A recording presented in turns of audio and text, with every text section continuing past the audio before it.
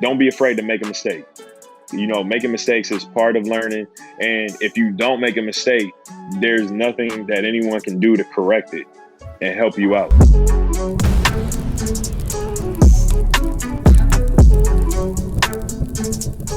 Woo! Getting some water before let me get hydrated. You feel me? Let me get a song going real quick. Let me get amped up real quick. What I got? Let me hear a little 21.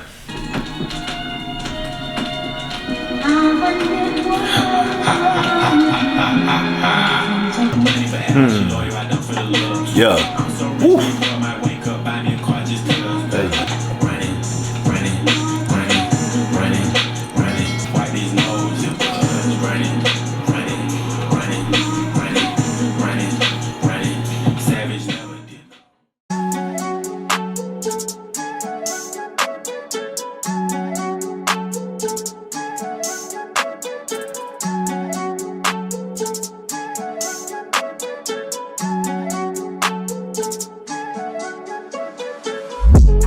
We are going to go ahead and bring in our guest. I'm very, very excited.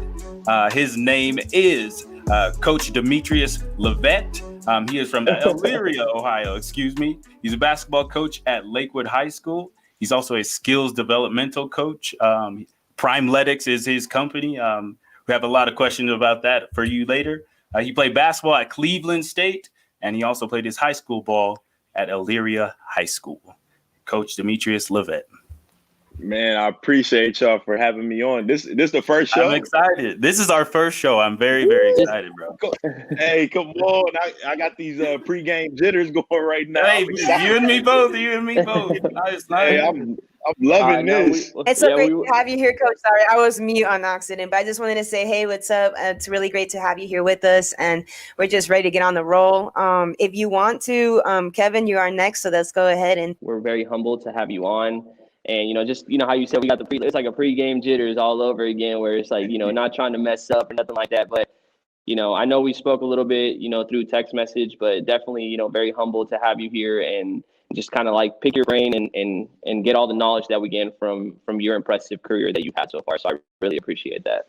I appreciate you guys. Hey, this is humbling, especially being on the first show. Usually the first show, y'all kind of introduce yourselves and let everybody get to know you guys a little bit. I like it. Thank you, sir. Well, yeah. So our first question that we're kind of trying to make it kind of a tradition on our show is asking our guests, what does the word undrafted mean to you? So when you see the word undrafted, whether it be on a billboard or whether it be sports related, what does that word and resemble to you? To me, right off the bat, that's counted out. Like when you think undrafted, you think counted out. Like if you weren't good enough to get drafted, you're undrafted, you're counted out. No one believes in you, like that whole underdog story, that word is just right away. When you guys ask me, boom, counted out right away. And like, okay, underdog, here goes the underdog story that I'm about to show you now. Okay. And you felt that at obviously multiple levels growing up, that counted out kind of like feeling. How did you kind of overcome that? Or what is your mindset whenever you kind of when you get that? So I'm a weird dude. Like as far as like the norm, I kind of like stray away from it. Like seriously. So like whatever everybody else did, I always needed to do something more than them. So when you're counted out and you kind of get counted out, like you need to do more to prove that you belong and or that you're better than what's already there, Exactly. Mm-hmm. Exactly. Yep. Exactly. on that same question what the boys just asked, I wanted to ask you, did you ever encounter one of your athletes deal with this mental block, and how did you help them overcome that word undrafted, or like how you said, not worthy, or, not chosen? Perfect. So I got a kid right now. So he's a freshman at a junior college in Utah. So he's home for the month because of COVID, and they're giving them Thanksgiving break off, this new Thanksgiving break. The kids get a month off in school. This is great for him. So he's one of the most athletic kids I've ever met. He's highly skilled, and every time they would talk about him in high school, they would talk about all these kids around the Cleveland area. They would talk about this kid. I mean, paragraphs this long. And then when it came to him, it would have this much to say. It was like, oh, Nate Mills, blah, blah, blah, 6'6" senior from Lakewood, Ohio. Boom, that's it. But everybody else, they're talking about how spectacular they are and how they're this and that, and how their career is amazing, how they're gonna be like all state and stuff. So, I talk with him on a daily basis about being counted out. For high school kids, it's different now, especially because of the social media and stuff. Like, you know how it is. Like 10 years ago, the newspaper was all you really had to know about something. So if you didn't look in the newspaper, you didn't have to hear any of the outside noise. Now you got Twitter, you got people posting on their stories. He follows other people, so they can see like who's the top kids around the area. Whether you want to see it or not, you just flick on Instagram and stuff and scroll through, and then boom, you see your name not on the list. Okay. So then, with him being the example, like, how is he taking it so far? Like, guiding him in that aspect. Like, what have you like kind of like said to him from your experience as a D1 player? Like, what have you given him to be like, hey, I hope you can eat this confidence a little bit. Hopefully it helps. It's different because I don't want to push all my experiences on him because I want him to have his own. But the kind of thing I just basically tell him is and show him, for prime example, like some of these college guys from these mid-major schools. I mean, he sees them and knows them. Like CJ McCollum is from around our area, so he's about an hour away from Cleveland, his hometown, and he was one of the shortest guys on his team in high school. I think he was like 5'10" when he graduated or something like that. I'm sure y'all all seen the pictures, but he was like 5'10". And I just had this convo today. Like, he was one of those dudes that, hey, if that guy gets taller, he'll be the real deal. Gets taller, gets 6'4", 6'5" in college, boom, makes it to the NBA after he has his moment. But I mean, just with him, like I show him examples. But then I just train him, and I tell him that his game will do the talking. I mean, last year he had the best year that you can ever have.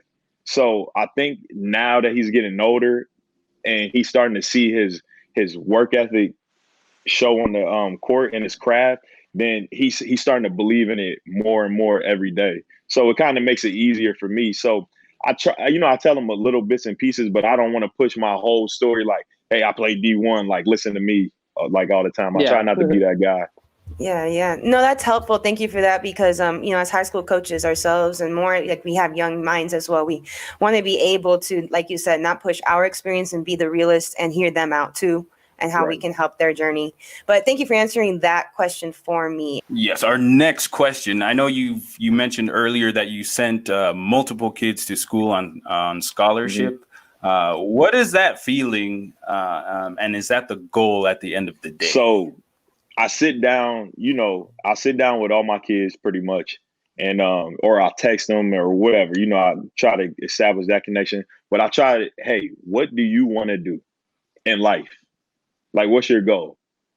And then so we get the big part of it done first, and then we kind of trickle down. So, all right, do you want to play? Do you want to go to college? Yes. All right, do you want to play basketball in college? You kind of want to be a student.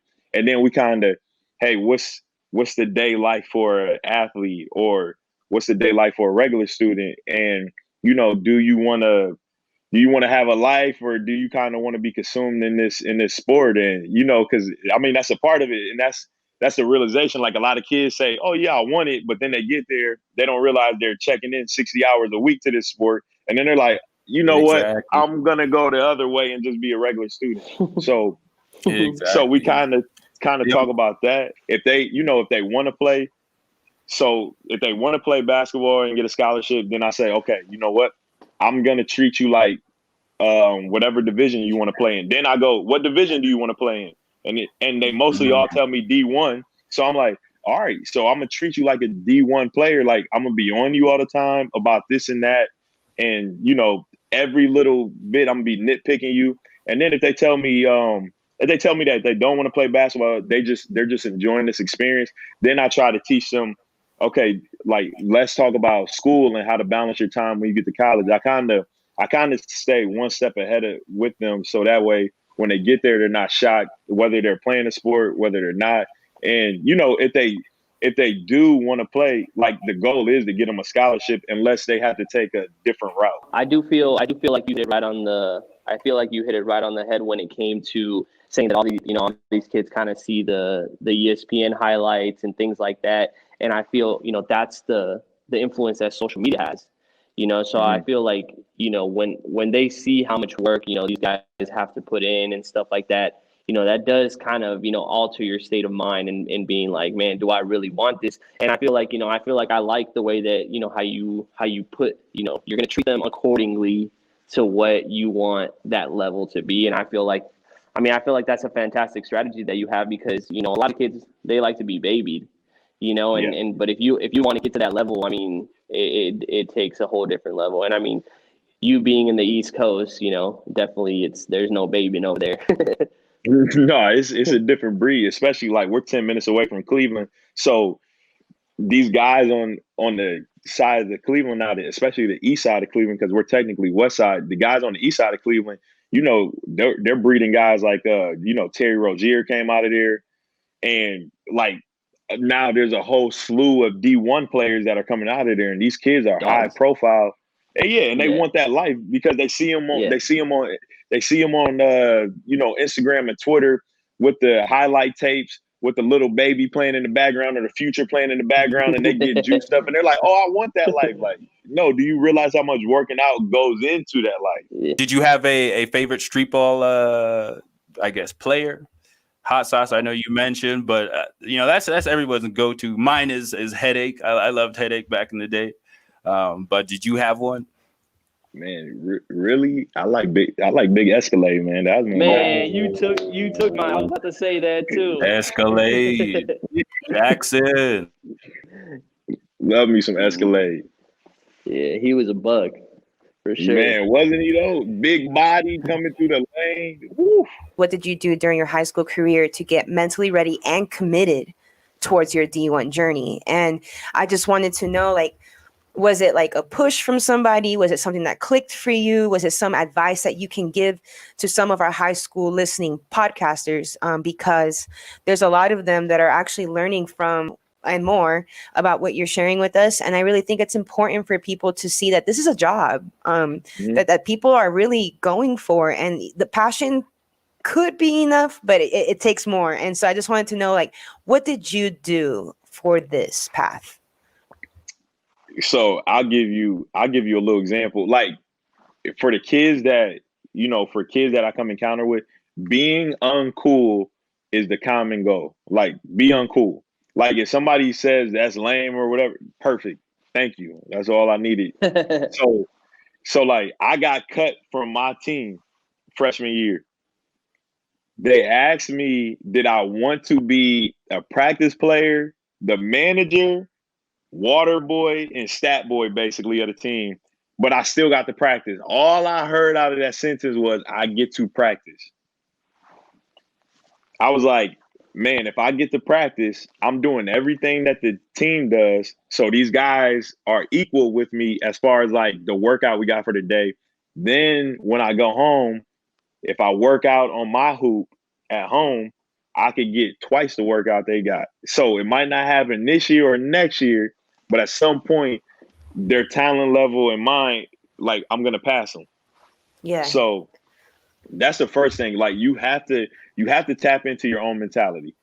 And the biggest thing that kids don't have now, and it's just because of the way it is, like they don't have imagination. If you can't imagine, like they don't go outside and play with toys anymore. They don't play with action figures in their room and make up a whole story plot to the action figure. Like I used to have a Power Rangers fighting the wrestlers, and I had a whole war going on. Like, or outside making up games. Like when you had that imagination, boom, what am I trying to do? So in high school, I was literally imagining myself like I need to be at this level. So what can I do? So, that's the practice side of it. Now in the summer playing street ball, my mentality, I'm the youngest guy on the court. So now I have to learn how to play my role because these guys are better than me right now. They're older than me. I give them the ball. So now I got to learn how to play my role. I got to learn how to work hard to gain their respect. Okay. So boom, that's another element. So now I got to, take no for it. I got to learn how to take no for an answer when something bad happens. I got to learn how to, play my role and be respectful and work hard. And then I got to put in hard work. So like during the summers, I caddied at the caddy shack. So I would get up at 5:30 in the morning. I would get out there by 6. I would have my ball. So I would ball handle until it was time for me to go out for a round of golf and caddy. And then as soon as I came in, I would either play somebody one-on-one that day, somebody different, even if they weren't good. And I played them for their money, for their round of money. I didn't want the money, but I knew if I said, hey, I play you for the money, they would make them play hard. Down. Yeah. Yeah. If I beat them, I still let them keep their money. Yeah, I did. So I did that. And then as soon as I would get done, I would dribble the ball home. So now when I got home, eat real quick, I would do a little workout. My grandma lived on a hill. I would just dribble up and down the hill, and then we go play basketball all day. So I had to learn a work ethic, and then just all that stuff just came together. Like I'm just glad that all of this doesn't sound easy. Like I just want the listeners to hear you really just describe that this isn't easy. This is all in, this is what all in means. This is gold you're giving us. Yes. Thank you.